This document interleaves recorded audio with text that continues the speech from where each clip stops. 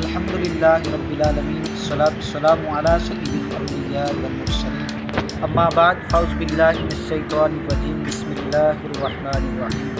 نبی کریم صلی اللہ علیہ وسلم کی ذات پر درود پاک پڑھنے کے فضائل بے شمار ہیں۔ ایک فضیلت ہے حضور علیہ الصلوۃ والسلام کی ذات پر جو بندہ ایک مرتبہ درود پڑھتا ہے اللہ عز و جل اس بندے پر 10 رحمتیں نازل فرماتا ہے۔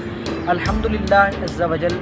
اس وقت ماہ رمضان المبارک کی بابرکت لمحات گزر رہے ہیں اور آج پہلا روزہ ہے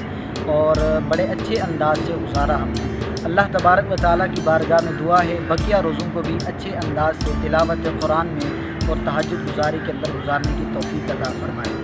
لیکن ماہ رمضان المبارک کے ان بابرکت لمحات کے اندر ہم سحری کے وقت اٹھتے ہیں۔ اگر ہم سحری کے وقت اٹھیں اور سب اٹھتے ہیں، روزہ رکھنا پڑتا ہے، تو اس وقت نیت کر لیں کہ آپ 2 رکعت نماز تہجد ادا کریں گے۔ جب 2 رکعت نماز تہجد ادا کریں گے پھر اس کے بعد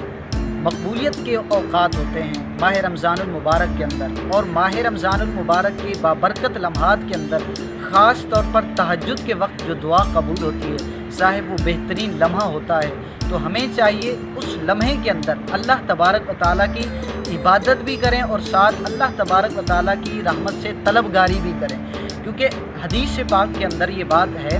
کہ فرمایا کہ ماہ رمضان المبارک کے ایام اور اس کے علاوہ بھی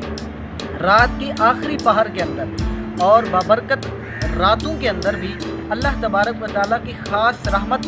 آسمان دنیا پر تجلی فرماتی ہے، اور اس وقت اللہ تبارک و تعالیٰ کی رحمت لوگوں سے طلب کرتی ہے کہ کوئی ہے مجھ سے رزق طلب کرنے والا، کوئی ہے مجھ سے بخشش طلب کرنے والا کہ میں اس بندے کو بخش دوں، کوئی ہے مجھ سے رزق طلب کرنے والا۔ یوں چند سوالات ہوتے ہیں، تو ہمیں چاہیے اپنے غم، اپنی پریشانیاں، جملہ جو مصائب اور آلات ہیں جن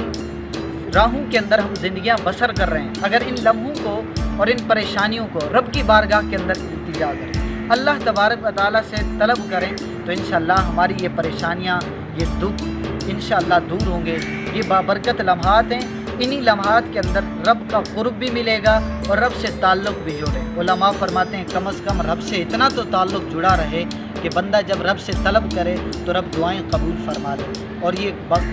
بابرکت لمحات ہیں، تو لہٰذا ہمیں چاہیے ان لمحات کو قیمتی جانتے ہوئے ماہ رمضان المبارک کے بابرکت لمحات کو قیمتی لمحوں کے اندر گزار کر عبادت بھی کریں۔ اللہ عز و جل کی بارگاہ میں دعا ہے عمل کی